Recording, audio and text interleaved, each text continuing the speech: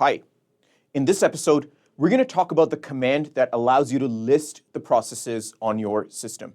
That is the PS command, which stands for process status. It can be used with various switches and options in order to really format or give you specific details about these processes. Generally, you can see common switches like AUX, which will show you all the processes with detailed formatting.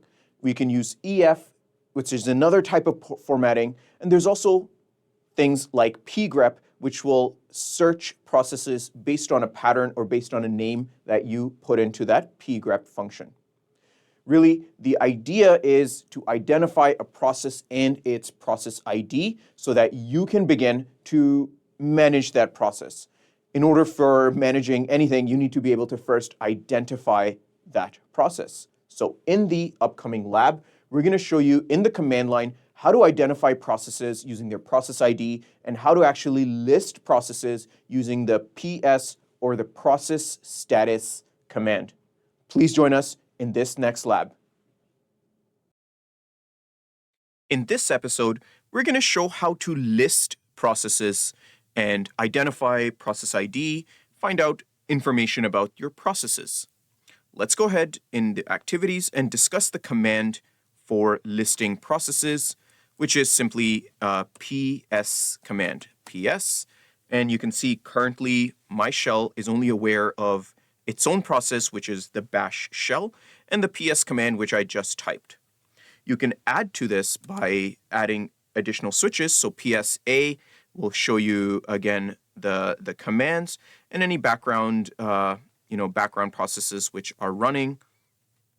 There is also PSAU to give even more information regarding CPU and memory, the user in charge of the process ID, and what console it's tied into, and the start time of the process, etc., etc. Now, PSAUX will give you a long list for my user as well as other users. And of course, since this is a long list, we can filter it by using things like pipe. I can grep for a process called SSHD to find out that, hey, my SSH process, what is the process ID of it, how much CPU and memory are being used, what is the shell that it's tied to, all the other details about specific processes based on a singular process. Of course, you can also use Pgrep to find out the process ID of a specific type of process. So I can say, again, my SSHD process, what is the process ID of it?